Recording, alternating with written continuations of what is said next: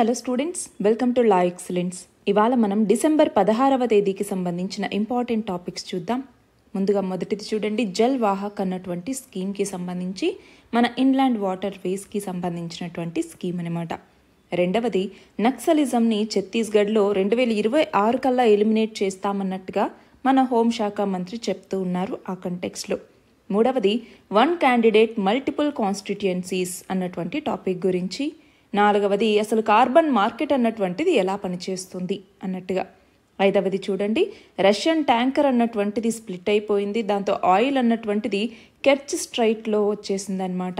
So oil spill అన్నటువంటిది జరిగింది. So ఆ కాన్సెప్ట్ గురించి తెలుసుకుందాం.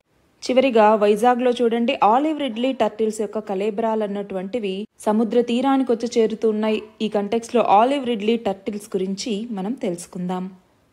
ఇవాళ మన ఫస్ట్ ఆర్టికల్ చూడండి, జల్ వాహక్ స్కీమ్ అన్నటువంటి టాపిక్ గురించి. సో దీనిని మనం ఎకానమీలో చదువుకుంటామన్నమాట. అయితే ఇండియన్ గవర్నమెంట్ ఇప్పుడు జల్ వాహక్ అనే ఒక ఇన్సెంటివ్ స్కీమ్ని తీసుకొచ్చింది. దేనికి సంబంధించి అంటే మనకి నేషనల్ వాటర్ వేస్ అన్నటువంటి ఉన్నాయి. ఈ వాటర్ వేస్లో కార్గో ట్రాన్స్పోర్టేషన్ని పెంచడం కోసం మనం ఈ రోడ్ ట్రాన్స్పోర్ట్ కావచ్చు, రైల్ ట్రాన్స్పోర్ట్ కావచ్చు, ఇవి బాగా కంజెస్ట్ అయిపోతున్నటువంటి టైంలో దాని నుంచి మనం సస్టైనబుల్ ట్రాన్స్పోర్ట్ వైపుగా వెళ్ళటం కోసం ఈ వాటర్ వేస్ని మరింతగా ప్రమోట్ చేయాలి అనేసి ఆలోచిస్తూ ఉన్నారు.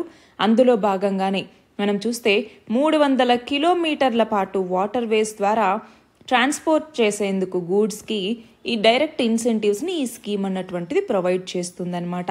మరి గమనించాలి, నేషనల్ వాటర్ వే 1 గంగా నదికి సంబంధించి, అలాగే నేషనల్ వాటర్ వే 2 బ్రహ్మపుత్ర నది, అలానే నేషనల్ వాటర్ వే 16 బరాక్ నదికి సంబంధించి ఇలా స్టార్టింగ్లో వీటి దగ్గర ఈ జల్ వాహక్ స్కీమ్ని అన్వీల్ చేయటం జరిగింది.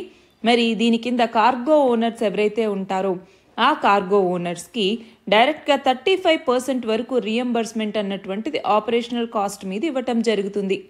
అంటే దీని ద్వారా ఏంటి, వాటర్ వేస్ట్ ట్రాన్స్పోర్టేషన్ని ఎకనామికల్గా తీర్చిదిద్దటం, అలానే ఇది ఎకో ఫ్రెండ్లీ ఆల్టర్నేటివ్ కూడా. మరి దీనివల్ల మనం చూస్తే ఇప్పటిదాకా మనకి ఇన్లాండ్ వాటర్ వేస్ నెట్వర్క్ యొక్క 20,236 కిలోమీటర్ల పొటెన్షియల్ ఏదైతే ఉందో దాన్ని వెలికి తీయాలి, ఆ పొటెన్షియల్ని మనం యూజ్ చేసుకోవాలన్నటువంటి లక్ష్యంతోనే ఈ ఇనిషియేటివ్ని తీసుకొచ్చారనమాట. సో ఒకటి, టార్గెటెడ్ ఇన్సెంటివ్స్ అన్నటువంటివి దీని కింద ఇస్తారు. ఎంత అంటే ఈ కార్గో ఓనర్స్ ఎవరైతే ఉంటారో వాళ్ళు 300 కిలోమీటర్స్ వరకు ఈ వాటర్ వేస్ నుంచి గూడ్స్ని ట్రాన్స్పోర్ట్ చేయాల్సి వస్తుంది. రెండవది ఇంపార్టెంట్ ఏంటి అంటే రియంబర్స్మెంట్కి సంబంధించి ఎంతవరకు రియంబర్స్మెంట్ అనేది వస్తుంది, 35%. అట్లానే ఎకలాజికల్ అలాగే ఎకనామిక్ ఈ రెండు బెనిఫిట్స్ అన్నటువంటివి దీని ద్వారా ఉన్నాయి. అందువల్లే ఈ స్కీమ్ అన్నటువంటిది మనకి చాలా చాలా ఇంపార్టెంట్. అలానే మనం కార్బన్ ఎమిషన్స్ని తగ్గించాలనుకుంటున్నాము, ఈ రోడ్ ట్రాన్స్పోర్ట్ వీటిని కొంతవరకు తగ్గించడానికి వాటర్ వేస్ అన్నటువంటివి మంచిగా ఉపయోగపడతాయి. అంతేకాదు దీని ద్వారా మనం మన యొక్క కార్గో మూమెంట్ని పెంచుకోవచ్చు, దాని ద్వారా ఇన్వెస్ట్మెంట్ అన్నటువంటిది ఎక్కువగా వస్తుంది, ఎకానమీకి మరింత కాంట్రిబ్యూషన్ అన్నటువంటిది జరుగుతుంది. సో దీని ద్వారా పెట్టుకున్నటువంటి ఇంకొక లక్ష్యం ఏంటి అంటే 2030వ సంవత్సరానికల్లా ఈ లాజిస్టిక్ కాస్ట్స్ ఏవైతే ఉంటాయో వాటిని ఇప్పుడున్నటువంటి 13% నుంచి 9%కి తగ్గించడం. ఎంతలో 9% అంటే మన యొక్క జీడిపిలో 9%కి తగ్గించడం అన్నటువంటిది లక్ష్యంగా పెట్టుకోవటం జరిగింది. మరి ఈ స్కీమ్ని inland waterways authority of India అన్నటువంటిది దీనికి సంబంధించి చూసుకుంటుందన్నమాట. సో కార్గో ఓనర్స్ రియంబర్స్మెంట్ని 10 లక్షల రూపాయల వరకు రియంబర్స్ చేసుకోవచ్చు ఈ స్కీమ్ కింద. మన నెక్స్ట్ ఆర్టికల్ చూడండి, నక్సలిజంకి సంబంధించి మన హోమ్ మినిస్టర్ ఆల్రెడీ ఏమని చెప్పటం జరిగింది, నక్సలిజంని 2026వ సంవత్సరం మార్చి కల్లా మన దేశంలో లేకుండా రూపుమాపుతాము అన్నట్టుగా చెప్పటం జరిగింది. సో ఇక్కడ ఇంకోటి గమనించాలి, ఇప్పుడు ఛత్తీస్గఢ్కి వచ్చినప్పుడు ఏమన్నారు, ఛత్తీస్గఢ్లో కూడా 2026 మార్చ్ 31 కల్లా లెఫ్ట్ వింగ్ ఎక్స్ట్రీమిజం ఏదైతే ఇండియాలో ఉందో దాన్ని ఎరాడికేట్ చేస్తాము అన్నట్టుగా చెప్పటం జరిగింది. అయితే ఇక్కడ ఒకటి మనం గమనించాలి, నక్సలిజం అన్నటువంటిది ఎప్పుడు స్టార్ట్ అయింది, వెస్ట్ బెంగాల్లో నక్సల్బరీ లేదా నక్సల్బారీ అన్నటువంటి ఒక విలేజ్, రిమోట్లీ బ్యాక్వర్డ్ విలేజ్లో ఇది స్టార్ట్ అయిందనమాట. అప్పట్లో ఏంటి అంటే వెస్ట్ బెంగాల్లో ఉన్నటువంటి పీపుల్, విలేజర్స్ ఎవరైతే ఉన్నారో వాళ్ళు ల్యాండ్ లార్డ్స్కి అగెనెస్ట్గా లేదంటే సామంతులు అంటారు కదా, వాళ్ళకి అగెనెస్ట్గా ఒక వైలెంట్ ప్రొటెస్ట్ని స్టార్ట్ చేశారు. అదే నక్సలిజంకి దారితీసింది.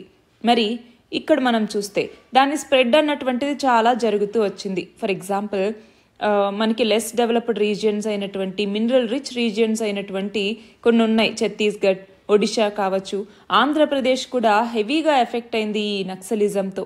అట్లానే టర్మినాలజీకి సంబంధించి కనుక మనం చూస్తే మన ఇండియాలో బేసికల్గా మనకి communist party of India CPI Maoist అనేది ఉంది. మరి లెఫ్ట్ వింగ్ ఎక్స్ట్రీమిస్టులు ఎవరైతే ఉన్నారో వాళ్ళని నక్సలైట్స్ అని కూడా మన భారతదేశంలో ఆఫన్గా పిలుస్తూ ఉంటాము. అయితే ఆబ్జెక్టివ్స్ ఏంటి ఈ నక్సలైట్స్ది అంటే, ఒకటి, వీళ్ళు డెమోక్రటిక్గా ఎలక్ట్ అయినటువంటి గవర్నమెంట్ని ఆర్మ్డ్ రెవల్యూషన్ ద్వారా ఓవర్త్రో చేయాలి, దాని ద్వారా ఒక కమ్యూనిస్ట్ స్టేట్ని మావోయిస్ట్ ప్రిన్సిపల్స్తో ఎస్టాబ్లిష్ చేయాలన్నటువంటి లక్ష్యం. సో వీళ్ళు డెమోక్రసీని బిలీవ్ చేయరనమాట. అట్లానే వీళ్ళ మోడస్ ఆపరాండి ఎలా ఉంటుంది, గొరిల్లా వార్ఫేర్, సెక్యూరిటీ ఫోర్సెస్ మీద అటాక్ చేయటం కావచ్చు, కాంట్రాక్టర్స్, బిజినెస్ పీపుల్స్ దగ్గర నుంచి ఎక్స్టార్షన్ కావచ్చు, అట్లానే వాళ్ళ ఆబ్జెక్టివ్స్ని ప్రొపగేట్ చేయటం కోసం వివిధ రకాల దారుల్లో వీళ్ళు వెళ్తూ ఉంటారనమాట. అయితే ఛత్తీస్గఢ్లో కూడా నక్సలిజం అన్నటువంటిది చాలా ఉంది. కాకపోతే మన భారతదేశంలో మనం చూస్తే లాస్ట్ 1 yearలోనే దాదాపు 287 మంది నక్సలైట్స్ని న్యూట్రలైజ్ చేయటం జరిగింది. దాదాపు 1000 మంది వరకు అరెస్ట్ చేశారు. 837 మంది సరెండర్ అయ్యారనమాట లాస్ట్ 1 yearలో. సో మనం చూస్తే ఈ యొక్క నక్సలిజం అన్నటువంటిది అదుపులోకి వస్తూ ఉంది. అంతేకాదు 14 టాప్ క్యాడర్స్ కూడా ఈ నక్సలైట్స్కి సంబంధించి న్యూట్రలైజ్ చేయటం జరిగింది లాస్ట్ 1 yearలో. కాబట్టి త్వరలోనే ఈ గవర్నమెంట్ ఇప్పుడు ఏదైతే కమిట్మెంట్తో పనిచేస్తుందో దాన్ని అలానే తీసుకెళ్తాం. 2026 మార్చి 31 కల్లా మన దేశంలో నక్సలిజంని అంతమొందిస్తాము అన్నట్టుగా ఇక్కడ చెప్తూ ఉన్నారు. మన నెక్స్ట్ ఆర్టికల్ చూడండి, 1 candidate multiple constituencies. సో దీనిని ఏ సబ్జెక్ట్లో చదువుకుంటాం, పాలిటీ కింద చదువుకుంటాము. అయితే ఇక్కడ గమనించాల్సింది ఏంటి అంటే 1 candidate multiple constituencies అన్నటువంటి టాపిక్, ఇంకొకటి 1 candidate 1 constituency అన్నటువంటి టాపిక్ అన్నమాట. సో మన భారతదేశంలో ప్రతి 5 సంవత్సరాలకు ఒకసారి ఎన్నికలు అన్నటువంటివి జరుగుతూ ఉంటాయి, సాధారణ ఎన్నికలు. మరి ఇందులోకి వచ్చేసరికి స్టేట్ లెజిస్లేటివ్ అసెంబ్లీలకి, అలానే లోక్సభ లేదా lower house of the parliament అని పిలుస్తుంటాం, వీటికి ప్రతి 5 సంవత్సరాలకు ఒకసారి ఎన్నికలు జరుగుతూ ఉంటాయి. అయితే దీనికి సంబంధించి మన కాన్స్టిట్యూషన్లో ఒకటి ఎలక్షన్ కమిషన్ ఆఫ్ ఇండియా దీని గురించి డీల్ చేస్తుంది. లేదు దీని పరిధిలోకి రానటువంటి విషయాలను వచ్చేసరికి మనకి రిప్రజెంటేషన్ ఆఫ్ పీపుల్స్ యాక్ట్ 1951 అన్నటువంటిది డీల్ చేస్తుంది. అంతేనా? అయితే ఈ రిప్రజెంటేషన్ ఆఫ్ పీపుల్స్ యాక్ట్ కింద ఒక క్యాండిడేట్ కంటెస్ట్ చేసేటటువంటి ఎన్ని కాన్స్టిట్యుయెన్సీస్ ఉంటాయో దానికి సంబంధించినటువంటి లిమిట్ దీని ద్వారానే ఉంటుందన్నమాట. అయితే మనం చూస్తే 1996 సంవత్సరం వరకు ఒక క్యాండిడేట్ ఎన్ని స్థానాల్లో పోటీ చేయాలన్నటువంటి దాని మీద లిమిట్ అన్నటువంటిది లేదు. కానీ 1996లో దీనికి సంబంధించి లిమిట్ని తీసుకొచ్చారు. ఎంత అంటే ఒక క్యాండిడేట్ ఆ తర్వాత నుంచి 2 కాన్స్టిట్యుయెన్సీస్లో మాత్రమే పోటీ చేయవచ్చు అనమాట, 2 కాన్స్టిట్యుయెన్సీస్లో మాత్రమే. అయితే ఇక్కడ ఒకటి గమనించాల్సింది ఏంటి అంటే దీనికి ఉన్నటువంటి పాజిటివ్స్ ఏంటి, నెగిటివ్స్ ఏంటి అన్నటువంటిది మనకి తెలియాలి. అయితే ఫస్ట్ ఆఫ్ ఆల్ మనం నెగిటివ్స్ గురించి మాట్లాడుకుందాం. అందులో ఏంటి, ఫర్ ఎగ్జాంపుల్ ఏ అనే ఒక పర్సన్ ఉన్నారు, అతను ఏం చేశారు, 1 అనే కాన్స్టిట్యుయెన్సీలో 2 అనే కాన్స్టిట్యుయెన్సీస్లో రెండింట్లోనూ పోటీ చేయటం జరిగింది. అయితే రెండింటిలోనూ గెలిచారు అనుకుందాం. గెలిస్తే రెండింటిలోనూ కంటిన్యూ అవ్వలేరు కదా, ఏదో ఒక పోస్ట్ని వెకేట్ చేయాల్సి వస్తుంది, ఏదో ఒక కాన్స్టిట్యుయెన్సీని. ఫర్ ఎగ్జాంపుల్ 2 అనే కాన్స్టిట్యుయెన్సీని వెకేట్ చేశారు అనుకుందాం, 1 అనే కాన్స్టిట్యుయెన్సీ నుంచి లోక్సభకి వెళ్ళారనుకుందాం, లేదంటే స్టేట్ లెజిస్లేటివ్ అసెంబ్లీకి వెళ్ళారనుకుందాం. సో ఇప్పుడు 2 అనే కాన్స్టిట్యుయెన్సీ అక్కడ ఉన్నటువంటి ప్రజలు ఇతన్ని నమ్మి అతను మనల్ని రిప్రజెంట్ చేస్తారనుకుని ఓటు వేయటం జరుగుతుంది, అవునా? For example Rahul Gandhi case తీసుకోండి. ఇతను 2 స్థానాల్లో గెలిచిన తర్వాత ఏమైంది, రీసెంట్గా వయనాడ్లో అంటే కేరళని ఇతను ఖాళీ చేయటం జరిగింది, ఆ కాన్స్టిట్యుయెన్సీని వెకేట్ చేశారు. సో దాంతో అంతకుముందు జనరల్ ఎలక్షన్లో అక్కడ 72.9% ఓటింగ్ జరిగితే దాని తర్వాత జరిగినటువంటి బై ఎలక్షన్లో కేవలం 64.24% ఓటింగ్ మాత్రమే జరిగింది. అంటే చాలామంది ఈ ఎలక్షన్లో పాల్గొనలేదు, డిస్సెంట్ అన్నటువంటిది వ్యక్తమైంది ఇక్కడ. అంతేనా? సో అదొకటి కావచ్చు. అలాగే రెండవది, ఇప్పుడు రెండవ స్థానం నుంచి ఇతను వెకేట్ చేశారు అన్నాము, అవునా? మరి ఈ రెండవ స్థానంలో ఆల్రెడీ ఓడిపోయిన వ్యక్తి ఒకరు ఉంటారు. ఫర్ ఎగ్జాంపుల్ బి అనే వ్యక్తి ఇక్కడ ఓడిపోయారు అనుకుందాం. ఇప్పుడు మళ్ళీ ఇక్కడ బై ఎలక్షన్స్ పెడితే ఆల్రెడీ బి అనే వ్యక్తి జనరల్ ఎలక్షన్లో ఎంతో ఎక్స్పెండిచర్ పెట్టుండొచ్చు, ఓడిపోయారు. తర్వాత మళ్ళీ ఇక్కడ బై ఎలక్షన్ జరిగితే మళ్ళీ అక్కడ బి అనే వ్యక్తి మళ్ళీ కంటెస్ట్ చేస్తే మళ్ళీ అతనికి ఎక్స్పెండిచర్ అన్నటువంటిది అవుతుంది. సో అది ఎక్స్ట్రా బర్డన్. అది కాకుండా ఇంకొక వైపు ఎలక్షన్ కమిషన్ అక్కడ ఎన్నికలు నిర్వహించాలి అంటే మళ్ళీ అక్కడ పోలింగ్ స్టేషన్స్ని చూసుకోవటం కావచ్చు, అక్కడ కావాల్సినటువంటి మ్యాన్ పవర్ని పెట్టడం కావచ్చు, అలాగే ఈవీఎంస్ వీవీప్యాట్స్ వీటన్నింటిని అరేంజ్ చేయటం కావచ్చు. సో ఎలక్షన్ కమిషన్కి అది ఎక్స్ట్రా బర్డనే, అవునా? సో ఇవన్నీ కూడా దీనికి సంబంధించి మనం నెగిటివ్స్గానే చెప్తూ ఉంటాం. అంతేకాదు ఇప్పుడు ఒక మెసేజ్ డెలివరీకి సంబంధించి ఫర్ ఎగ్జాంపుల్ ఎలక్షన్లో సక్సెస్ సాధించారనుకోండి, వాళ్ళ పాపులారిటీని బట్టి ఆ స్థానంలో వదిలేశాము అంటే ఆ పీపుల్ యొక్క ఫీలింగ్ ఎలా ఉంటుంది, అదొకటి. అట్లానే డెమోక్రసీ అన్నటువంటిది by the people, of the people and for the people అనేసి పిలుస్తూ ఉంటాం.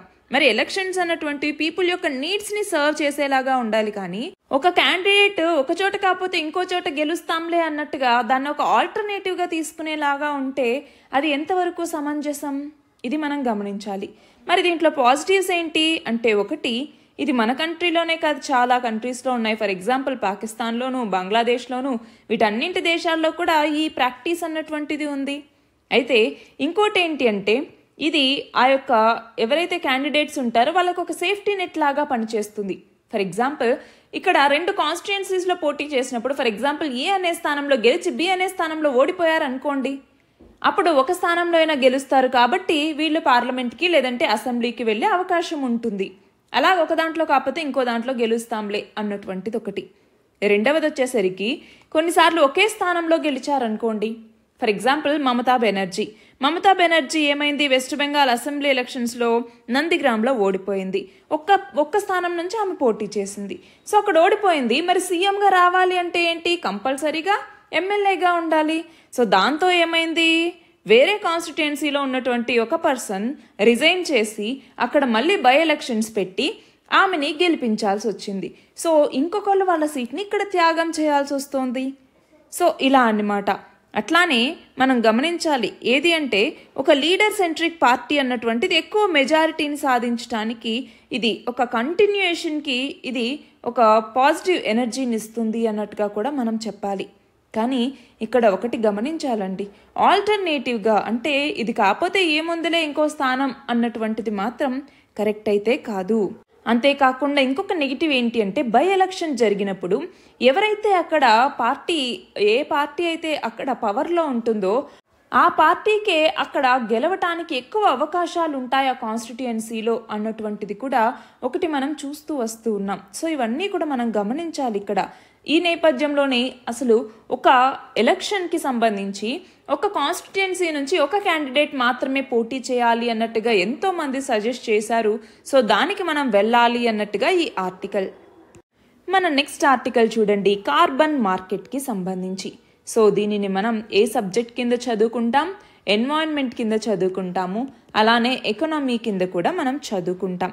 అయితే రీసెంట్గా COP29 కాన్ఫరెన్స్ ఆఫ్ పార్టీస్ 29 అన్నటువంటిది UNFCCCకి సంబంధించి బాకూలో జరిగింది, అజర్బైజాన్లోని బాకూలో. అయితే ఇందులో కార్బన్ మార్కెట్స్ గురించి మాట్లాడారు. అట్లానే new collective quantified goal NCQZ గురించి చర్చ రావటం జరిగింది. ఇవన్నీ మనకి తెలుసు. అయితే ఇక్కడ కార్బన్ మార్కెట్ గురించి చూసుకుంటే అసలు కార్బన్ మార్కెట్ అంటే ఏంటి అంటే, మనం కార్బన్ ఎమిషన్స్ని తగ్గించాలి అనేసి లక్ష్యంగా పెట్టుకున్నాం. ఆ కార్బన్ ఎమిషన్స్ని నెట్ జీరో స్థాయికి తీసుకురావాలి అనేసి వివిధ దేశాలు వివిధ రకాలుగా లక్ష్యాలు పెట్టుకున్నాయి. నార్మల్గా 2050కి నెట్ జీరో చేరుకోవాలనేసి ప్రపంచ దేశాలు లక్ష్యాలుగా పెట్టుకుంటే మన భారతదేశం ఏం చేసింది, 2070 నాటికి చేరుకుంటామని లక్ష్యంగా పెట్టుకుంది. మరి నెట్ జీరో అంటే ఏంటి అంటే, అసలు కార్బన్ ఎమిషన్స్ని జీరో స్థాయికి తీసుకురావాలి అనేసా అంటే కాదు. కార్బన్ ఎమిషన్స్ అన్నటువంటివి మనం ఎంతైతే చేస్తూ ఉన్నామో అంటే మన నేచర్ అట్మాస్ఫియర్ అన్నటువంటిది ఎంతవరకు కార్బన్ని తీసుకోగలదు, మనం ఎంతవరకు ఎమిట్ చేయగలదు, దానికి ఒక ఈక్విలిబ్రియం పాయింట్కి వస్తే దాన్ని నెట్ జీరో అనేసి పిలుస్తూ ఉంటాం. అయితే కార్బన్ ఎమిషన్స్కి సంబంధించి ఫర్ ఎగ్జాంపుల్ మన ఇండియా ఒక 100 టన్స్ అనేసి పెట్టుకుంది అనుకుందాం. ఫర్ ఎగ్జాంపుల్ ఒక 100 టన్స్ కార్బన్ ఎమిషన్ మాత్రమే ఇక్కడ ఒక కంపెనీ చేయాలి అనేసి పెట్టుకుందనుకోండి ఒక గోల్ అన్నటువంటిది. అయితే ఈ 100 టన్స్ కన్నా ఫర్ ఎగ్జాంపుల్ ఏ అలాగే బి రెండు కంపెనీస్ ఉన్నాయి. ఏ అనే కంపెనీ ఏం చేసింది, ఈ కార్బన్ ఎమిషన్స్ అన్నటువంటివి చాలా తక్కువ అయ్యేలాగా తన టెక్నాలజీని బాగా పెంచుకొని ఫర్ ఎగ్జాంపుల్ ఒక 50 టన్స్ మాత్రమే కార్బన్ డైఆక్సైడ్ని విడుదల చేసింది అనుకుందాం, కార్బన్ ఎమిషన్స్ని. ఫర్ ఎగ్జాంపుల్ బి అనే కంపెనీ ఎక్కువ మోతాదులో టెక్నాలజీ సరిగ్గా లేకపోవటం కావచ్చు, అలాగే కార్బన్ ఇంటెన్సివ్ పద్ధతులను యూజ్ చేయటం కావచ్చు, దీనివల్ల ఒక 120 టన్స్ రిలీజ్ చేసింది అనుకుందాం. కానీ మనకు పెట్టినటువంటి టార్గెట్ ఏంటి, 100 టన్స్ మాత్రమే రిలీజ్ చేయాలనేసి. సో బి ఏమో 120 టన్స్ రిలీజ్ చేయాల్సి వస్తుంది. అప్పుడు బి ఏం చేయొచ్చు, ఏ అనేది 50 టన్స్ రిలీజ్ చేస్తోంది కదా. మనకి 1 టన్ను కార్బన్ ఎమిషన్స్ కనుక సేవ్ చేయగలిగితే దాని ద్వారా ఒక కార్బన్ క్రెడిట్ అన్నటువంటిది వస్తుందన్నమాట. అంటే 1 టన్ను కార్బన్ ఎమిషన్స్ని కనుక సేవ్ చేస్తే ఒక కార్బన్ క్రెడిట్ని ఇస్తారు. అలా ఏ దగ్గర ఇప్పుడు ఎన్ని కార్బన్ క్రెడిట్స్ ఉన్నట్టు, 50 కార్బన్ క్రెడిట్స్ ఉన్నట్టు, అంతేనా? మరి బి అనేది ఇప్పుడు ఏం చేస్తుంది, 120 టన్స్ అంటే ఏంటి, ఇంకొక 20 కార్బన్ క్రెడిట్స్ అన్నటువంటివి బి కంపెనీకి అవసరం. సో బి ఏం చేస్తుంది, ఇదిగో ఏ అనే కంపెనీ నీ దగ్గర 50 కార్బన్ క్రెడిట్స్ ఉన్నాయి కదా, అందులోంచి నాకు 20 కార్బన్ క్రెడిట్స్ ఇవ్వు, అప్పుడు నాకు ఫైన్ లాంటివి ఏమీ పడవు, సో నేను వాటిని పర్చేస్ చేస్తాను అనేసి అంటుంది. ఆ పర్చేస్ చేసేటటువంటి ప్లేస్, ఆ మార్కెట్నే ఏమని పిలుస్తాము, కార్బన్ మార్కెట్ అనేసి. సో కార్బన్ మార్కెట్ అన్నటువంటిది ఈ కార్బన్ క్రెడిట్స్ని ఒకదాని నుంచి ఇంకొక దానికి పర్చేస్ చేసుకోవటానికి వీలు కల్పిస్తుంది. అదే కార్బన్ మార్కెట్ అన్నటువంటిది. మరి ఈ కార్బన్ మార్కెట్ అన్నటువంటిది ఎందుకు ఇంపార్టెంట్ అంటే, ఒక దేశం కావచ్చు, ఇప్పుడు ఒక కంపెనీ ఇంకో కంపెనీ నుంచి తీసుకోవాలనే కాదు, ఒక దేశం యొక్క ఎమిషన్స్ ఎక్కువగా ఉండి ఇంకో దేశం యొక్క ఎమిషన్స్ తక్కువగా ఉంటే ఆ దేశం నుంచి ఈ దేశం కూడా కార్బన్ మార్కెట్స్ ద్వారా ఈ కార్బన్ ఎమిషన్స్ని, కార్బన్ క్రెడిట్స్ని పర్చేస్ చేసుకోవచ్చు అన్నమాట. మరి ఆ నేపథ్యంలో ఇప్పుడు ఏంటి, ఎన్వైరన్మెంట్కి సంబంధించి అలానే క్లైమేట్ చేంజ్కి సంబంధించి పొల్యూషన్ని తగ్గించడానికి ఇది ఒక మంచి వెపన్గా ఉపయోగపడుతుంది. అయితే దీనికి ఉన్నటువంటి క్రిటిసిజం కూడా మనకి తెలియాలి. ఏంటి, ఫర్ ఎగ్జాంపుల్ ఇక్కడ 100 టన్స్ అన్నాము, ఓకే, ఇప్పుడు 120 టన్స్ ఇదేమో విడుదల చేసేసి నేను మిగతా ఎక్స్ట్రా ఏదైతే విడుదల చేస్తున్నానో దాన్ని కొనేసుకుంటాను అయిపోతుందిలే అని సింపుల్గా ఇక్కడ కార్బన్ ఎమిషన్స్ ఎక్కువ చేస్తాయి కదా ఈ కంపెనీస్ అన్నటువంటిది ఇక్కడ ఉన్నటువంటి నెగిటివ్ థింగ్. కాకపోతే ఏంటి అంటే, ప్రస్తుతానికి ఇప్పుడు ఫర్ ఎగ్జాంపుల్ నేను ఒక 120 టన్నుల కార్బన్ ఎమిషన్స్ చేయటం అన్నటువంటిది నేను రన్ చేయాలంటే కంపెనీ అత్యవసరం.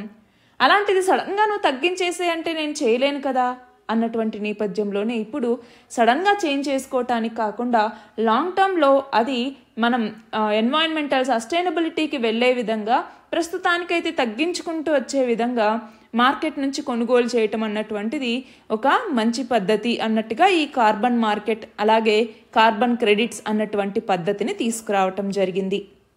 మన నెక్స్ట్ ఆర్టికల్ చూడండి, రష్యన్ ట్యాంకర్ అన్నటువంటిది స్ట్రామ్ వల్ల స్ప్లిట్ అయిపోయి దాంతో ఆయిల్ స్పిల్లింగ్ అన్నటువంటిది కెర్చ్ స్ట్రైట్లో జరిగింది అనేసి. సో కెర్చ్ స్ట్రైట్ అన్నటువంటిది ఎక్కడ ఉంది, జాగ్రఫికల్ లొకేషన్ ఏంటి అన్నటువంటిది ఒకసారి మ్యాప్ ఓపెన్ చేసి చూడండి. సో దీన్నైతే మనం డిజాస్టర్ మేనేజ్మెంట్ అన్నటువంటి టాపిక్ కింద చదువుకుంటాము. అయితే ఇక్కడ ఆయిల్ స్పిల్ డిజాస్టర్స్ అన్నటువంటి టాపిక్ కింద మనం దీన్ని కవర్ చేస్తామన్నమాట. అసలు ఆయిల్ స్పిల్ అంటే ఏంటి, ఏదైనా ఒక అన్కంట్రోల్డ్ రిలీజ్ అనమాట. అది క్రూడ్ ఆయిల్ కావచ్చు, గ్యాసోలిన్ కావచ్చు, ఫ్యూయల్ కావచ్చు, లేదా ఆయిల్ బై ప్రోడక్ట్స్ ఏవైనా కూడా ఎన్వైరన్మెంట్లోకి రిలీజ్ అయితే దానిని మనం ఆయిల్ స్పిల్ అనేసి పిలుస్తాం. ఈ ఆయిల్ స్పిల్ అన్నటువంటిది ల్యాండ్ని పొల్యూట్ చేయొచ్చు, ఎయిర్ని పొల్యూట్ చేయొచ్చు, లేదా వాటర్ని కూడా పొల్యూట్ చేయొచ్చు. అయితే ఎక్కువగా మోస్ట్లీ మనము ఓషనిక్ ఆయిల్ స్పిల్స్ని మనం ఆయిల్ స్పిల్స్ కింద కేటగరైజ్ చేస్తూ ఉంటాం. అయితే ఈ ఆయిల్ స్పిల్ అన్నటువంటిది one of the major environmental ప్రాబ్లమ్స్లో ఒకటి. ఎందుకు అంటే మనం గమనించాలి, రివర్స్లో కానీ లేదా బేస్లో కానీ లేదా ఓషన్స్లో కానీ ఈ ఆయిల్ స్పిల్ అన్నటువంటిది జరిగితే, ఫర్ ఎగ్జాంపుల్ ట్యాంకర్సో, పైప్ లైన్సో, బ్యాడ్జెసో, రిఫైనరీసో ఏదో ఒక దాంట్లో ఇబ్బందులు రావటం వల్ల, అది న్యాచురల్ డిజాస్టర్స్ వల్ల కావచ్చు, లేదంటే మ్యాన్మేడ్ డిజాస్టర్స్ వల్ల కావచ్చు, అప్పుడు వాటి వల్ల ఈ ఆయిల్ స్పిల్స్ అన్నటువంటివి జరిగితే దానివల్ల చాలా ఇంపాక్ట్స్ ఉంటాయి, ఎకనామిక్గా ఇంపాక్ట్స్ ఉంటాయి, ఎన్వైరన్మెంటల్గాను ఇంపాక్ట్స్ అన్నటువంటివి ఉంటాయి. అయితే ఎకనామిక్గా ఏమేమి ఇంపాక్ట్స్ ఉంటాయి చెప్పండి. ఒకటి వచ్చేసరికి ఇప్పుడు బీచెస్ లేదంటే షోర్ లైన్స్ ఏవైతే ఉంటాయో వాటిలో ఆయిల్ స్పిల్స్ వచ్చాయంటే ఒకటి టూరిజం అన్నటువంటిది దెబ్బతింటుంది, అట్లానే కామర్స్ అన్నటువంటిది ఇంపాక్ట్ అవుతుంది. ఇప్పుడు ఆయిల్ స్పిల్ జరిగింది అంటే అక్కడ ఆ యొక్క ఎకనామిక్ బెనిఫిట్స్ అన్నటువంటి మనం తీసుకోలేము, అంతేనా? అట్లానే మనం చూస్తే ఆయిల్ స్పిల్స్ వల్ల పవర్ ప్లాంట్స్ అన్నటువంటివి చాలా ఎఫెక్ట్ అవుతాయి. ఎలాగ పవర్ ప్లాంట్స్ ఎఫెక్ట్ అవుతాయి అంటే పవర్ ప్లాంట్స్ ఏవైతే డిశ్చార్జ్కి సంబంధించి వాటర్కి సీ మీద ఆధారపడతాయి, ఓషన్ మీద, అలాంటివి చాలా ఇబ్బందులు పడతాయి. మూడవది వచ్చేసరికి మెరైన్ ఎకోసిస్టమ్ అన్నటువంటి దెబ్బతింటుంది. సో ఇక్కడ ఎకనామిక్గా ఎలా ఇబ్బంది అవుతుంది మనకి అంటే ఫిషింగ్. సో ఫిషింగ్ అంటే ఏంటి, మనకి ఇప్పుడు కమర్షియల్ ఫిషింగ్ ఏదైతే ఉందో దాన్ని సస్పెండ్ చేయాల్సి వస్తుంది. సో వాళ్ళందరికీ లైవ్లీహుడ్ అన్నటువంటి దెబ్బతింటుంది అక్కడ. మరి ఎన్వైరన్మెంటల్గా ఎలాంటి ఇబ్బందులు అన్నటువంటివి ఉంటాయి అన్నటువంటిది మనం చూస్తే ఒకటి వచ్చేసరికి అక్కడ ఉన్నటువంటి ఇండిజినస్ పాపులేషన్ ఎవరైతే ఉంటారో, ఏదైనా ఒక ప్రాంతంలో దగ్గరలో ఉండేటటువంటి ఐలాండ్స్లో ఇండిజినస్ పాపులేషన్ ఉంటారు. సో వాళ్ళు ఏం చేస్తారు, సీ ఫుడ్ మీద ఎక్కువ ఆధారపడుతూ ఉంటారు. ఇప్పుడు ఆయిల్ పొల్యూషన్ వల్ల వాళ్ళకి హెల్త్ హజార్డ్స్ రావచ్చు, సీ ఫుడ్ అన్నటువంటిది అందుబాటులోకి రాకపోవచ్చు, ఇలాంటివన్నీ జరుగుతాయి. రెండవది అక్కడ ఉన్నటువంటి ఆక్వాటిక్ లైఫ్ ఏదైతే ఉంటుందో ఆక్వాటిక్ లైఫ్కి చాలా ప్రమాదం అన్నటువంటిది ఏర్పడుతుంది. ఆయిల్ స్పిల్ అన్నటువంటిది ఓషన్ సర్ఫేస్ మీదకి రావటంతో ఆక్సిజన్ అన్నటువంటిది లోపలికి అందకపోవటం వల్ల, అలానే సన్లైట్ అన్నటువంటిది లోపలికి సరిగ్గా పెనిట్రేట్ అవ్వకపోవటం వల్ల ఏమవుతుందంటే ఆ డిజాల్వ్డ్ ఆక్సిజన్ లెవెల్ అన్నటువంటిది తగ్గుతుంది. దాంతో ఆక్వాటిక్ లైఫ్ అన్నటువంటిది చాలా దెబ్బతింటుంది. మూడవది వచ్చేసరికి హైపోథర్మియా అంటాం.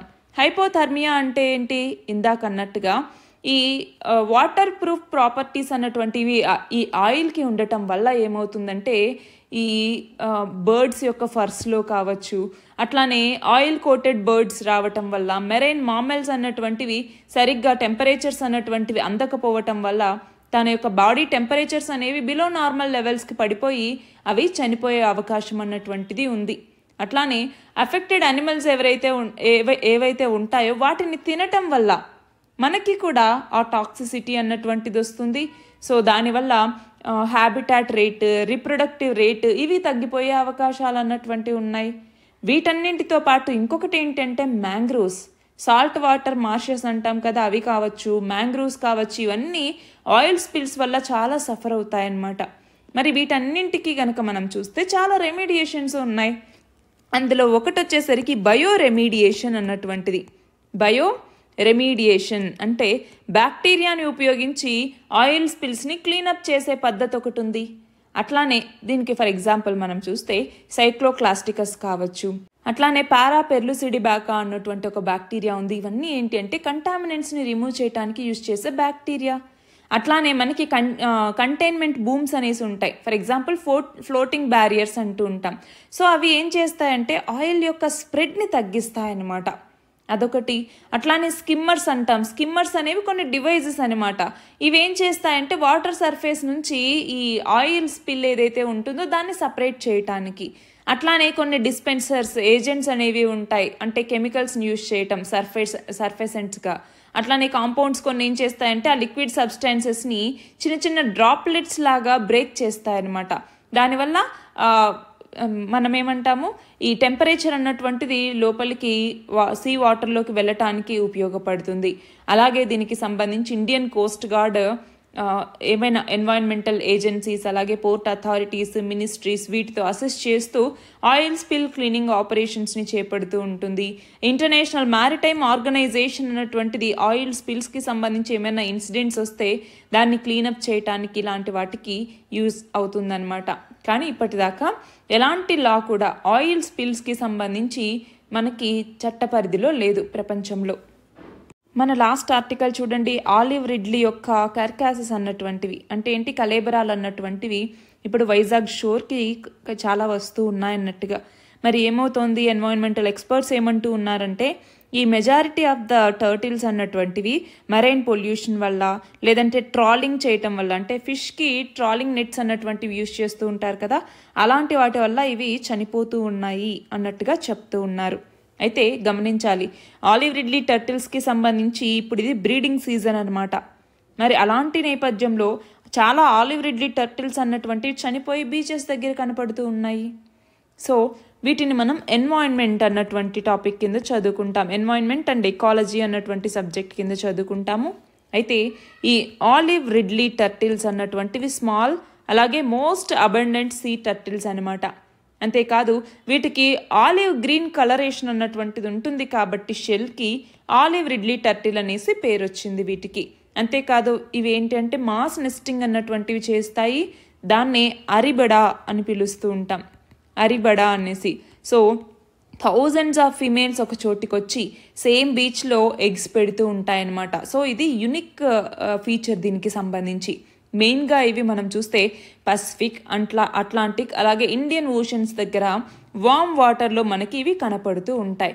సో మనం ఇండియాలో ఈ ఆలివ్ రిడ్లీ టర్టిల్స్కి సంబంధించి ఒక మెరైన్ శాంక్చురీ అన్నటువంటిది చాలా చాలా ఫేమస్. అది ఏంటి? ఒడిషాలో ఉంది. దాని పేరేంటి అన్నటువంటిది మీరు కమెంట్ సెక్షన్లో ఆన్సర్ చేయండి.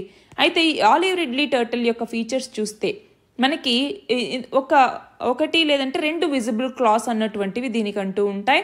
ఇవి ఆమ్నివోరస్, అంటే ఏంటి? ప్లాంట్స్ని, అనిమల్స్ని కూడా ఇవి తింటాయి. అయితే ఎక్కువగా ఓపెన్ ఓషన్స్లో ఇవి కనపడుతూ ఉంటాయన్నమాట. మరి ఎంటైర్ లైఫ్ని ఈ టర్టిల్స్ ఓషన్స్లోనే గడిపేస్తాయి. థౌజండ్స్ ఆఫ్ కిలోమీటర్స్ ఫీడింగ్ మరియు మీటింగ్ గ్రౌండ్స్ కోసం మైగ్రేట్ అవుతూ ఉంటాయన్నమాట. మరి వీటి యొక్క కన్జర్వేషన్కి సంబంధించి చూసుకుంటే, కన్జర్వేషన్ స్టేటస్ ఎలా ఉంది అన్నటువంటిది చూసుకుంటే, IUCN రెడ్ లిస్ట్లో ఇవి వల్నరబుల్ అన్నటువంటి కేటగిరీ కింద ఉన్నాయి. అదే మన దేశానికి సంబంధించి వైల్డ్ లైఫ్ ప్రొటెక్షన్ యాక్ట్ 1972 ఉంది. ఇందులో వివిధ రకాల షెడ్యూల్స్ ఉన్నాయి. అందులో షెడ్యూల్ 1 కేటగిరీలో ఉంది. అంటే ఏంటి? హైలీ ప్రొటెక్టెడ్ అనమాట. అట్లానే మనకి సైట్స్ అంటాం. అంటే ఏంటి? Convention on international trade in endangered species of wild fauna and flora అనేసి ఈ సైట్స్లో అపెండిక్స్లన్నీ ఉంటాయన్నమాట. అందులో ఇది అపెండిక్స్ 1లో ఉంది. అంటే హైలీ ప్రొటెక్టెడ్ అనేసి అర్థం అనమాట. సో ఇక్కడ ఏమవుతోందంటే ఎక్కువగా మళ్ళీ కన్జర్వేషన్ మెజర్స్ అన్నటువంటి వీటికి సంబంధించి తీసుకోవాలి. మెరైన్ పొల్యూషన్ని తగ్గించాలి, ట్రాలింగ్ యాక్టివిటీస్ని తగ్గించాలి. ట్రాలింగ్కి సంబంధించి ఆల్రెడీ మనకి శ్రీలంక కూడా చెప్తూనే వస్తుంది, ఈ ట్రాలింగ్ని మానేస్తేనే 2 దేశాల మధ్య ఫిషరీస్కి సంబంధించి బంధాలు బలోపేతం అవుతాయి అనేసి. ట్రాలింగ్ని 2016లోనే ఎండ్ చేస్తామని భారతదేశం కూడా మాటిచ్చింది. కానీ ఇప్పటికీ అది అవ్వలేదు. సో ఈ ట్రాలింగ్ యాక్టివిటీస్ వల్ల కూడా ఎక్కువగా ఈ యొక్క ఆలివ్ రిడ్లీ టర్టిల్స్ అన్నటువంటివి చనిపోతూ ఉన్నాయి అన్నటువంటిది ఆర్టికల్. ఇవి ఇవాల్టి important topics. All the very best and thank you very much.